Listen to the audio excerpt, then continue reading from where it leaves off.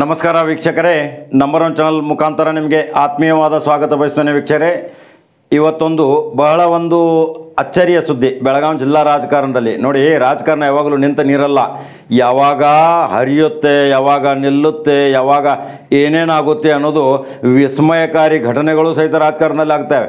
ಯಾವಾಗಲೂ ಹಾವು ಮುಂಗುಸಿ ಹಂಗೆ ಬಡ್ದಾಡ್ತಾ ಇದ್ರು ಉಸ್ತುವಾರಿ ಮಂತ್ರಿ, ಜಲಸಂಪನ್ಮೂಲ ಮಂತ್ರಿ ರಮೇಶ್ ಜಾರಕಿಹೊಳಿ ಅವರು ಮತ್ತು ಬೆಳಗಾವಿ ಗ್ರಾಮೀಣ ಶಾಸಕಿ ಲಕ್ಷ್ಮೀ ಹೆಬ್ಬಾಳ್ಕರ್ ಇವರಿಬ್ಬರು ನಿನ್ನೆ ಸುಳೆಬಾವಿ ಲಕ್ಷ್ಮೀದೇವಿ ಜಾತ್ರೆಯಲ್ಲಿ ಒಂದೇ ವೇದಿಕೆಯ ಮೇಲೆ ಒಂದೇ ಶ್ರಮೆಯ ಮೇಲೆ ಉದ್ಘಾಟನಾ ಸಮಾರಂಭದಲ್ಲಿ ದೀಪ ಬೆಳಗಿಸುವ ಕಾರ್ಯಕ್ರಮ ಸಹಿತ ಈ ಒಟ್ಟಿಗೆ ಮಾಡಿದ್ದು ಒಂದು ಸಂತೋಷವೂ ಇದೆ.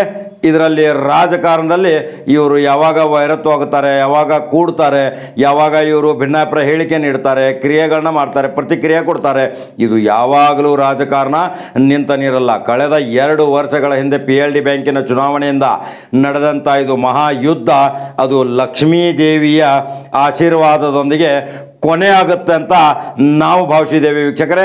ಇನ್ನು ಇವರು ಯಾವ ರೀತಿಯ ಮುಂದೆ ತಮ್ಮ ರಾಜಕೀಯ ಹೋರಾಟವನ್ನು ಮುಂದುವರಿಸ್ತಾರೆ ನೋಡಬೇಕು ವೀಕ್ಷಕರೇ. ಮತ್ತೆ ಕೆಲವೇ ಕ್ಷಣಗಳಲ್ಲಿ ಮತ್ತೊಂದು ಸುದ್ದಿಯೊಂದಿಗೆ ಬರುತ್ತೇನೆ ವೀಕ್ಷಕರೇ. ನಮಸ್ಕಾರ.